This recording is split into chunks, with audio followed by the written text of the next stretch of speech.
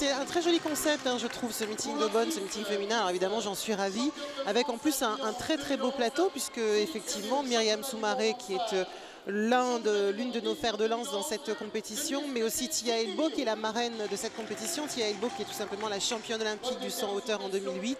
Voilà pour les deux gros morceaux, on va dire, mais pas que, hein, parce qu'il y a vraiment du monde sur ces épreuves. Exactement, et on attend aussi le retour après 3 ans d'absence. Denise Barber, là, elle s'est vraiment lancée un gros défi pour le saut en longueur. Voilà, 38 ans, vouloir revenir avec des ambitions. On verra, c'est ici qu'elle va se tester, puisque vous le savez, on vient aussi ici chercher les minima, puisque Göteborg, c'est très vite, c'est au mois de mars. Voilà, tout à fait, et ça va attaquer très vite avec le 60 mètres haies dans une première série où il y a déjà du beau monde. On va suivre Adriana Lamal notamment, hein, au couloir numéro 5, et qui sera opposée, dans la première demi-finale, à Alexandra Antonova et Yulia Kondakova, les deux Russes, et ça va être déjà très costaud, parce qu'effectivement, comme vous l'avez dit Olivier, elles viennent chercher les minima ici pour le championnat d'Europe, avec un premier faux départ, et je crains que ce soit pour Adriana Lamal, et malheureusement elle risque d'être éliminée prématurément de cette course, hein, puisqu'on sait que maintenant on n'a plus droit qu'à un seul faux départ. C'est dur, embêtant, mais c'est comme ça. Voilà, au 60 mètres haies, on suivra aussi durant cette épreuve Alice Decaux, hein, l'autre française, hein, qui a 28 ans. Alice Decaux qui est championne de France en salle du 60 mètres, c'était en 2010. Exactement, et puis aussi Cindy Bio, qui est également dans cette série aux côtés d'Adriana Lamal. On attend de savoir si c'est le juge arbitre qui prend le faux départ à son compte, auquel cas Adriana serait autorisée à concourir, mais sinon effectivement elle risque, et malheureusement elle écope de ce carton rouge, elle a compris, donc elle quitte la compétition, elle laisse la main libre maintenant, j'allais dire, à Cindy Bio, qui est là pour essayer de relever le défi. Cindy Bio qui est vraiment la nouvelle petite jeune qui monte, enfin petite jeune, pas si jeune que ça d'ailleurs, puisqu'elle a 27 ans, mais c'est une fille qui a déjà réalisé 8 secondes 05 sur le 60 mètres et 8,28 cette saison, et qui est une jeune fille qui vraiment est très en vue, avec notamment une place de finaliste au championnat du monde en 2009. Et on attend beaucoup de cette jeune fille qui est entraînée par Samba Kundi, qui en entraîne d'autres d'ailleurs, de très grande qualité, on en parlera tout à l'heure. Et on va suivre la Russe Alexandra Antonova, qui était deux.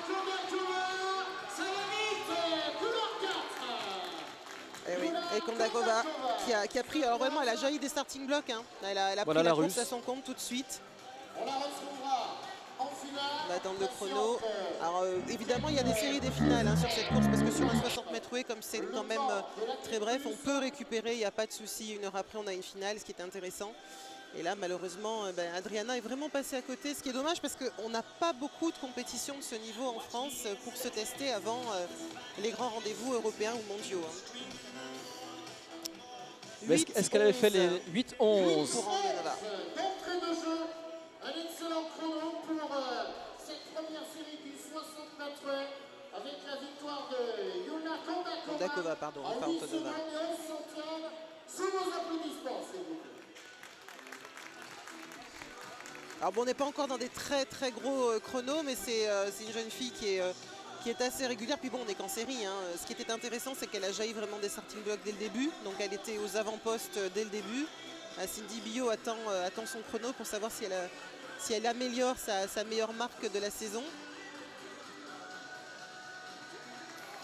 De 8,28, 8,19 pour Cindy Bio. Et bien ça progresse, c'est de bon augure, hein, pour la finale. Et Antonova qui prend la 3e place en 8,24. Ce seront grosso modo les jeunes filles à suivre pour la finale, en tout cas dans cette première des deux demi-finales, hein. Fin du premier essai, 17 mètres 42 pour le moment. René Leclerc pour l'Allemagne qui prend la tête du concours. 17 mètres 36 pour Joséphine Terwarski Allemagne. Et 17 mètres 14 pour l'instant chez Mamakol pour les États-Unis d'Amérique. Les 3 premières à l'issue du premier essai. Le concours. Alors à suivre, on aura la deuxième série en 60 mètres haies, puis le 60 mètres où on suivra notamment deux Ukrainiennes, hein, qui ont en 4 fois 100 mètres au relais à Londres sont revenues avec une médaille de bronze, et Myriam Soumaré s'alignera également sur le 60 mètres, mais aussi sur le 200 mètres. Hein. Oui, et ce serait d'ailleurs une revanche entre les jeunes filles, puisque C'est un peu un mano à mano entre Riemann et notre petite championne, puisque tout simplement Myriam Soumaré l'avait battue en 2010 lorsqu'elle avait fait son chrono détonnant au championnat d'Europe de Barcelone, et puis Riemann a pris la revanche 2 ans après, donc l'été dernier en 2012, en remportant à son tour la médaille d'or face à Myriam Soumaré. Alors évidemment on parle de revanche, c'est pas la même chose, on est en salle, c'est l'hiver, etc. Mais c'est une façon de se jauger, en tout cas ces jeunes filles qui se connaissent parfaitement bien, et on suit en même temps le concours du 100 hauteur qui n'en est qu'au début, hein, donc on va avoir le temps d'en parler parce qu'il y a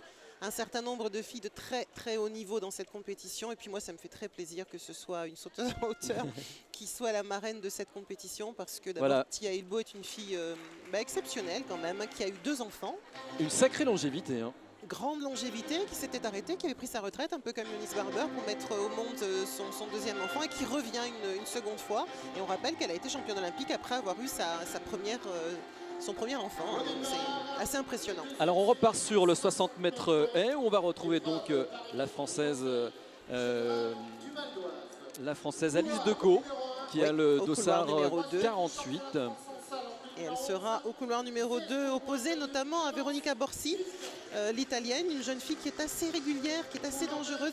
C'est un plateau qui est très relevé et qui est très dense, j'allais dire. Il n'y a pas énormément de filles dans cette compétition, mais elles ont un très bon niveau. C'est vraiment une bonne occasion pour elles pour se mesurer, puisque Alice Decaux va rencontrer non seulement Veronica Borsi, mais également Gemma Bennett, la Britannique, qui elle aussi est une jeune fille. Ce sont des jeunes filles qui arrivent complètement en vue en ce moment, et qui viennent elles aussi chercher leur minima et faire un maximum de résultats. Alice Decaux, qui est née à Abidjan et qui est sociétaire de l'US Ivry, qui a été finaliste des championnats du monde junior en 2004, puis des championnats d'Europe en 2007. C'est une jeune fille qu'on voit monter, qu'on voit vraiment arriver, qui a un gros talent, qui est déjà descendue sous les 8 secondes, 7,97. Pas cette saison, mais pourquoi pas s'en rapprocher, puisqu'elle a déjà couru en 8 secondes 14 centièmes cette saison, et qu'elle a vu juste avant sa petite copine ou sa meilleure ennemie, je ne sais pas, Cindy Billot, tout à l'heure, faire un très joli chrono aussi.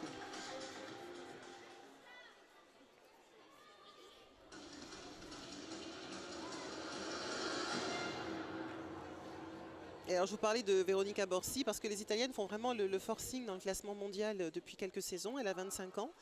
Et avec Nicole Cataneo et Martia Carvalli, ça devient vraiment des filles très très très en vue. Elle était demi-finaliste des championnats du monde en salle l'an passé, cette jeune fille, avec un meilleur chrono de 8 secondes et 6 centièmes cette saison. Donc elle l'a réalisé cette saison et elle est actuellement 12e mondiale. Elle se trouvera à la droite d'Alice Decaux, qui doit s'accrocher à son dossard, et puis pourquoi pas la dépasser, hein, après tout.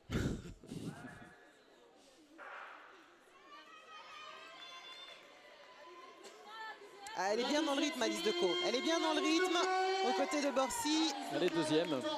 Ah, voilà, je pense que Veronica Borsi la passe juste sur le fil, avec une course qui était beaucoup plus dense que la première série qu'on a vue tout à l'heure. Ces jeunes filles se sont vraiment suivies.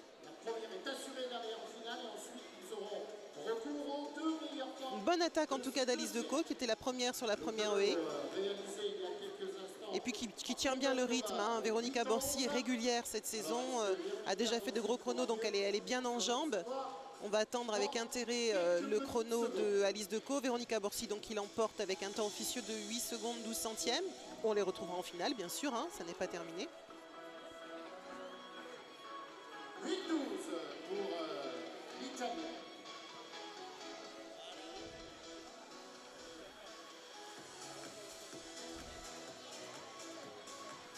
Et puis on suit de l'autre côté aussi un concours du lancer du poids 8,14 pour Alice Decaux, qui fait exactement le même chrono qu'elle a réalisé cette saison. Donc c'est sa meilleure marque cette saison, mais il y a encore une finale à venir, donc c'est plutôt bon signe. Je pense qu'on va avoir une finale qui pourrait se rapprocher des 8 secondes, pourquoi pas. Pourquoi pas, avec peut-être une fille qui pourrait descendre dessous. Alors c'est original, hein. On nous annonce en 3e position le couloir 5. Ils sont fâchés avec son nom, c'est Aïssata Diawara normalement, mais il y a peut-être eu un petit souci sur les noms. On va attendre, voilà, le chrono cherche un peu. Et donc je disais, on a un concours du lancer du poids qui est somptueux. C'est une première, hein, il faut le dire, ici au meeting national d'athlétisme du Val d'Oise. Et c'est vraiment tout à l'honneur des organisateurs, parce qu'on peine un peu en France à organiser des concours de poids, alors que c'est magnifique. Par exemple les Allemandes qui trustent les meilleures places mondiales à l'heure actuelle, et on va en reparler puisque Nadine Kleinhardt, qui est est la plus médaillée d'entre elles, est présente ici. On a la chance de la voir. Elle va au-delà des 20 mètres. Voilà, et surtout, elle est 6 fois médaillée des championnats du monde. Donc c'est quelqu'un est médaillé aux Jeux Olympiques, vice-championne olympique. En Allemagne, ce sont des concours stars, c'est-à-dire qu'on les présente, ce sont des stars, elles sont applaudies exactement comme on applaudirait notre Christophe Lemaître ou Renaud Lavillenie par exemple. Et puis en France, ben, malheureusement, ce ne sont pas des disciplines qu'on voit souvent et c'est bien dommage parce qu'en plus, ça se prête vraiment bien à la salle parce que le public est proche et qu'on voit ce qui se passe. Donc ça, c'est intéressant. Alors, on part sur le saut en hauteur. Alors on n'est pas encore dans des barres, dans des hauteurs très vertigineuses et pourtant ça passe un petit peu juste. Ouais, parce que là on commence à 1m80 là. Hein. Voilà, il y a eu une barre, il y a eu une première barre à 1m75 parce qu'on a quand même une petite cadette qui est dans ce concours, qui est locale, qui est un peu la locale de l'étape. Donc on ne pouvait quand même pas lui mettre une barre très très haut tout de suite. Mais après ça risque de s'envoler très rapidement, je pense. Hein. Voilà, parce que si on va suivre évidemment Tira Elbaut qui est la grande favorite, on va s'intéresser de près aussi à la française Mélanie Melfort, hein, la strasbourgeoise, qui est quintuple championne de France, finaliste olympique à Londres en 2012, championne de France en titre. Alors que ça passe pour Inika McPherson, qui est la plus petite ou la moins grande, je ne sais pas dans quel sens on doit le dire, parce qu'elles sont quand même très très grandes, des sauteuses en hauteur engagées ici, qui est une fille assez marrante. Hein. Là aujourd'hui on la voit avec des cheveux, mais elle s'est illustrée aux États-Unis parce qu'elle est souvent tête rasée ou alors avec une crête de coq, elle a des tatouages partout, elle est très rock'n'roll hein, comme on dit, et généralement assez expressive quand la barre commence à monter. Moi j'aime bien ce genre de nénette qui fait le show. Vous étiez comme ça vous La crête de coq, non. Ah bah non, j'ai jamais vu hein, non, dans mes souvenirs. Ni les tatouages, mais par contre j'étais assez méditerranéenne, donc assez expressive, et ça passe aussi pour Sietske Norman, qui est une jeune fille encore toute jeune, hein, qui était 6e des championnats du monde junior en 2006, une jeune fille des Pays-Bas, avec des styles très différents. Ça va être assez intéressant ce concours parce que quand on passe de Inika McPherson, alors la pure américaine, où on n'est pas vraiment dans la technique, hein, on est plutôt dans le bourrin, on va à fond la caisse et puis ça passe comme on peut.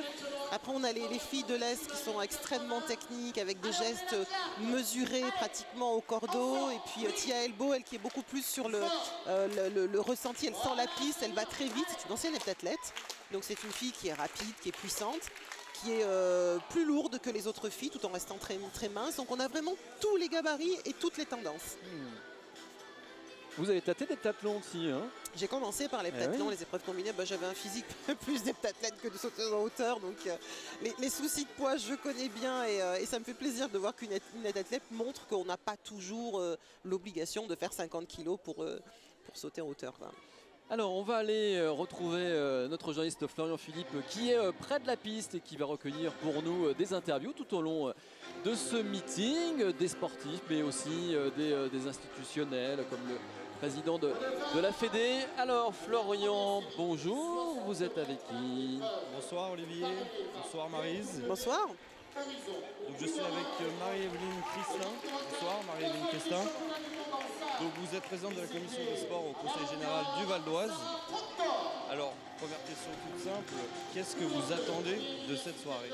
Écoutez, nous attendons une superbe soirée avec, comme vous pouvez le constater, l'ambiance qui est déjà présente et puis des performances, puisque malgré tout, toutes ces jeunes filles sont là peut-être pour réaliser des performances en vue du championnat d'Europe de Göteborg. Hein. Et je pense que c'est bien parti, voilà. Concernant le Conseil général, donc vous avez une action auprès des sportifs. Est-ce que vous pouvez détailler un peu pour nous cette action, notamment au niveau des femmes, puisque ce soir c'est un meeting 100% féminin? Alors brièvement, parce qu'on a le 60 mètres qui va démarrer. Hein. C'est un meeting, oui, 100% féminin, parce qu'on aimerait bien pouvoir promouvoir l'égalité hommes-femmes et surtout dans le sport, mais sans faire de sexisme total. Juste rappeler qu'on soutient des athlètes de très haut niveau et que parmi ces 12 athlètes de très haut niveau, il y a beaucoup de femmes, telles Myriam Soumaré, Sophie Dodemont au tir à l'arc, Léa Giraudon à la natation. Enfin, merci beaucoup, Madame Christin. Merci. Alors, c'est reparti. Et là, c'est la première série du 60 mètres. On va suivre de près Luc Rémiem, dont on parlait tout à l'heure avec Ouais, avec vous. Maria Yemen, donc championne d'Europe du 200 mètres également au couloir numéro 1. Sarah Proctor qui est tout simplement, c'est une reconversion puisqu'elle a été championne du monde du saut en longueur, mais c'est une fille qui est extrêmement rapide et qui depuis quelques saisons s'illustre également sur le plat. Et puis du côté français, on va se tourner vers le couloir numéro 5 avec Ayodele Ikuezan qui fut une junior prodige et qui est toujours très bien placée dans le relais 4x100, une des équipières du relais 4x100. Avec Yemen qui a jailli des starting blocks, elle est aux avant-postes tout de suite. Et la bonne nouvelle, c'est que derrière Yemen, c'est justement Ayodele Ikuezan qui prend la seconde place. Alors vraiment, oui, ça jaillit tout de suite, un départ extrêmement puissant pour Yemen, alors qu'on va tout de suite retourner du côté du 100 hauteur avec l'entrée dans le concours de Tia Elbo. La marraine de ce meeting féminin.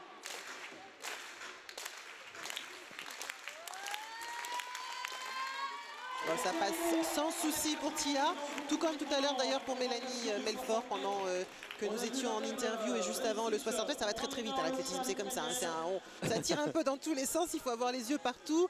On vous dira ce qui se passe du côté du lancer du poids, ne vous inquiétez pas, on va noter tout ça, on vous dira tout, vous ne raterez rien. Mais on peut vous dire qu'elle a été Rémiem, donc a fait 7 secondes 21 centièmes, donc voilà, bonne première. Elle est très en forme à Moscou. Il y a peu, elle a fait 7 secondes 12 centièmes sur 60 mètres en salle. Ce qui est la deuxième performance mondiale de l'année, derrière la nouvelle petite bombe qui monte depuis l'année dernière, l'ivoirienne. J'ai perdu son nom, je ne connais qu'elle, mais je la retrouverai, c'est pas grave. et donc effectivement 7-12, 7-21 aujourd'hui en série, puisque là aussi on aura des finales, et 7-41 pour Ayodele Ikuezan. Et on retrouvera tout à l'heure sur 60 mètres aussi l'autre ukrainienne, Kristina Stui, qui également était sur le 4 x 100 mètres à Londres des Ukrainiennes, médaille bronze également comme Rémiem. On va retrouver Florian Philippe qui va nous proposer une nouvelle interview. Florian. Non, allez, on va rester sur le concours, toujours sur le deuxième. J'ai dit qu'elle était passée au premier essai, je l'ai rêvé parce que Mélanie Melfort va tenter son deuxième essai à 1m80. La Strasbourgeoise. C'est parce que pour moi, c'est facile, une histoire de réglage. Elle avait dû avoir quelques petits soucis de marque. J'ai même pas l'impression qu'elle est sur ses marques complètes d'ailleurs. Très facile pour elle. Très musclée, Mélanie. Toujours, moi elle m'impressionne. Elle a une musculature, je pense qu'elle doit faire, en termes de conditions physiques, cette fille-là, c'est sûr que c'est pas une paresseuse. À voir les cuisses et les abdos qu'elle a, je pense qu'elle doit s'envoyer quelques séries. Voilà, elle remettra son titre national en jeu le 16 février prochain, ça sera à Aubière. Elle est un peu seule sur la discipline. Très sincèrement, je crois qu'elle peut faire encore 10 ans. Encore qu'il y a des petites jeunes qui arrivent chez les juniors, mais c'est vrai que elle a une telle régularité et cette saison, elle a décidé de faire une saison en salle parce qu'elle fait souvent l'impasse, elle préfère se préparer pour l'été. Voilà, à la Göteborg dans le viseur et puis derrière les mondiaux. Au couloir 1, élite cadette, suédoise athlétisme, Dorian Poitou. Couloir 2. Et on revient sur la deuxième série du 60 mètres. Dames. Voilà, cette deuxième série du 60 mètres dames où on va retrouver donc l'autre ukrainienne, Kristina Stui, et la française de Lille, Karima Louami. Oui, Karima qui est toujours là, qui est elle aussi, comme Ayodele Ikuezan, une de ces filles qui régulièrement intègre le relais 4 x 100 mètres et qui, après la retraite de notre Christine Aron nationale qui attend son deuxième enfant, eh bien, pourquoi pas, en tout cas, a une place à prendre pour se rapprocher des premiers plans, même s'il y a encore du beau monde devant.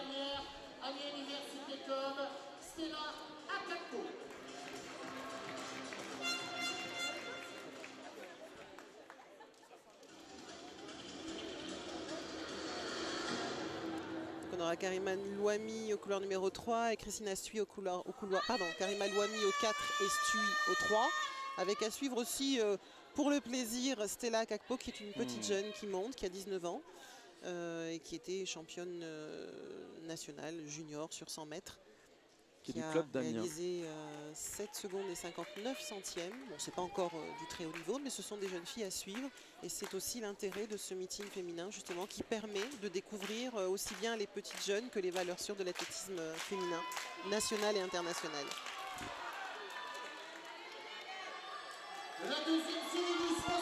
Ah, c'est disputé hein, sur la fin. Ah oui, oui. Ah oui. C'était pas vraiment ce qu'on attendait. Justement, je parlais de Stella Akakpo, elle n'avait pas l'intention de se laisser faire parce que j'ai bien la sensation que... Stui est passé, pas loin. mais ça s'est bagarré. Hein. Ah, c'était un peu poussif au départ, voilà. Stui qui est resté complètement dedans, qui se relève tardivement, et puis pas une grande poussée, on a l'impression... pas encore complètement en forme. Il y a un peu de lourdeur, j'allais dire, dans cette course.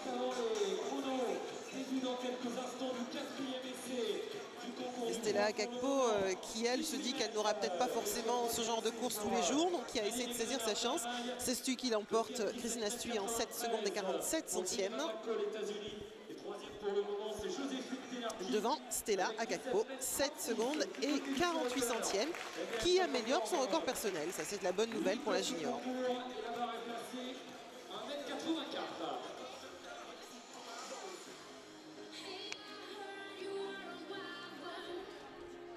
Vous découvrez sur l'écran géant les chronos. Victoire de Stoup pour l'Ukraine, 7,47.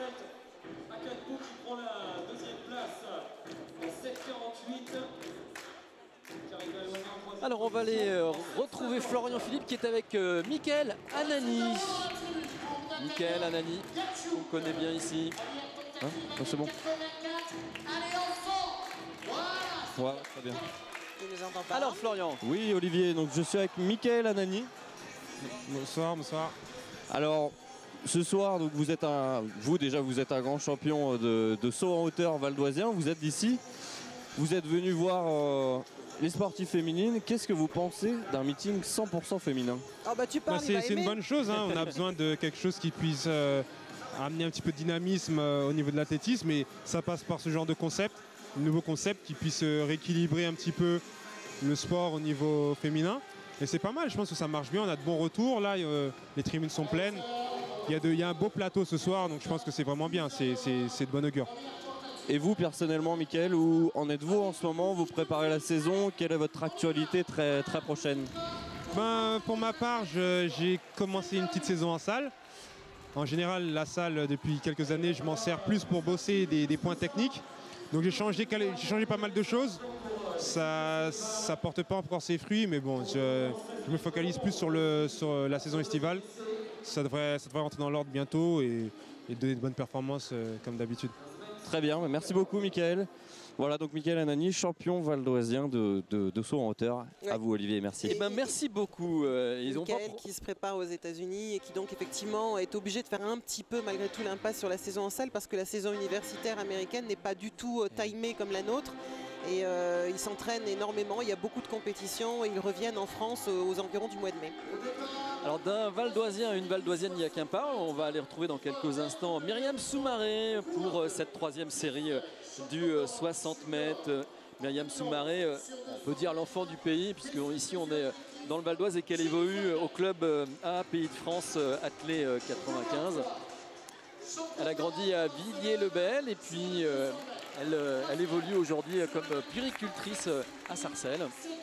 Oui, c'est la belle histoire qu'on avait découvert il y a 2 ans à Barcelone, même si elle a mis un petit peu entre parenthèses son emploi parce que là elle est dans une phase professionnelle. Puis oui, voilà, elle a découvert, on va dire, le haut niveau il y a uniquement 2 ans, et en 2 ans elle se retrouve championne d'Europe, sélectionnée aux Jeux Olympiques, championne du monde, de nouveau des championnats d'Europe, déjà beaucoup de médailles à son actif. Et c'est une jeune femme qui est quand même atypique, hein, parce que c'est une jeune femme qui aime l'athlétisme, mais en dehors de l'athlétisme, elle a envie d'avoir une vie comme Madame Tout le Monde, et ça c'est pas facile. Elle est très atypique parce qu'elle a gardé le même entraîneur, parce qu'elle a gardé Olivier la même Darnal, structure, toujours. parce qu'elle est fidèle effectivement à son club, à sa région, à son travail, qu'elle reste extrêmement modeste, que c'est une fille souriante, c'est un sourire permanent, c'est très agréable. C'est un soleil. Alors que Mélanie Skotnik-Melfort, parce que je l'appelle Skotnik, mais elle est mariée maintenant, a passé 1,84 m à son premier essai.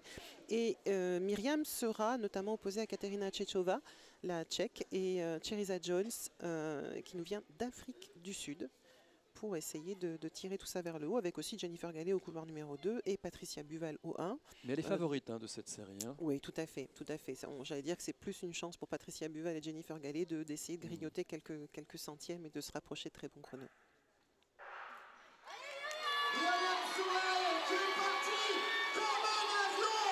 Et elle prend son poste bien, de hein. favorite à bras le corps.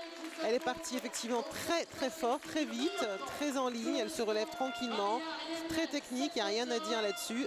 Si ce n'est qu'on va attendre le chrono, bien sûr. Voilà, et là on a entendu de nombreux fans ici, hein, ça criait Myriam dans les tribunes ici au CD face à Aubonne. Voilà Myriam qui est en forme, hein, très en forme. Elle a réalisé 7 secondes 25 centièmes en série, ce qui l'a qualifiée pour les championnats d'Europe de Göteborg en mars prochain. Elle a déjà fait ses minima. Hein.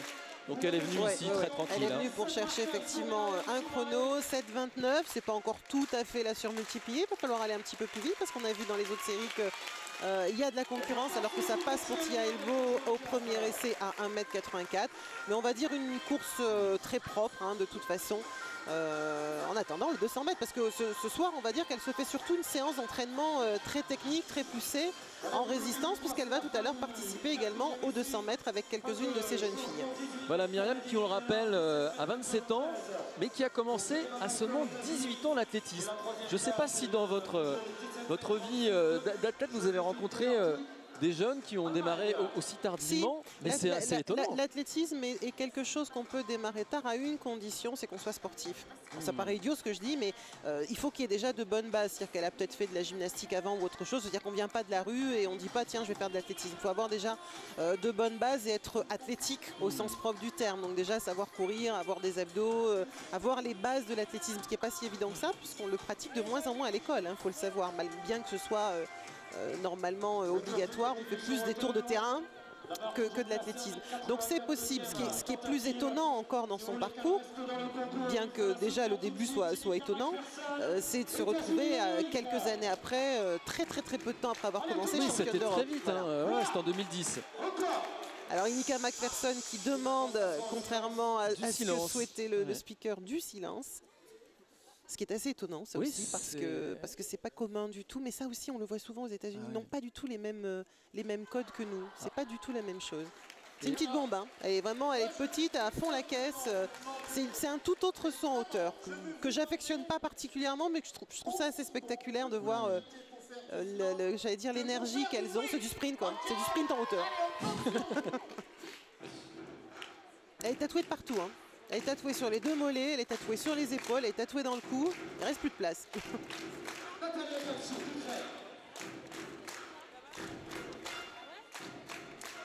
On va voir Natalia Gapchuk qui a 24 ans, qui était 9e des championnats du monde junior en 2006. Il y a beaucoup de ces jeunes filles comme ça qui en junior font des perfs. Là aussi, c'est quelque chose que j'aime pas, mais bon.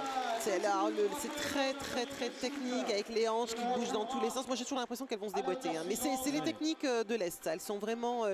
toutes sur le même modèle. Ah oui, toutes sur le même modèle. On reconnaît, même si elles ne portaient pas le maillot de l'Ukraine, puisque là, en l'occurrence, elles portent les couleurs de l'Ukraine, on pourrait reconnaître la technique, mais tout de suite. Tout de suite. Bah, ça passe à 1,84 m. Ça passe, oui. En même temps, c'est une jeune fille qui a déjà sauté beaucoup plus haut que ça, hein, puisqu'elle, si je ne m'abuse, Natalia, elle a déjà fait 1,93 m. Donc c'est vrai qu'on est encore dans des barres d'écrémage, comme on dit dans notre jargon. Alors on est un petit peu loin du concours du saut, du lancer du poids, malheureusement, dont on n'a pas trop d'images là, qui en est déjà à son 5e essai. Donc pas trop vous dire ce qui se passe de ce côté-là. Vous avez l'écran un petit peu plus bas qui vous est proposé, les ralentis, les images également en direct. Alors que c'est passé également pour Oksana Okuneva à son premier essai, l'autre ukrainienne, 22 ans, toute jeune. Deuxième des championnats d'Europe des moins de 23 ans en 2011, donc elle rentre tout juste chez les grands, comme on peut dire. Hein. Donc là, une autre ukrainienne que l'on va suivre. Donc au saut, Oksana Okuneva. Elle aime bien les applaudissements, les encouragements, hein, ça la dérange pas. Ouais. Ah, là c'est la main qui est... Non, là elle ne pouvait pas sauter. Elle est arrivée complètement de dos à la barre. Si elle essayait de sauter, c'est la cheville qui restait en bas. Donc c'est pour ça qu'elle enlève la main. Elle est arrivée très vite, très près, beaucoup trop près de la barre et pratiquement dos à la barre. Donc là c'était...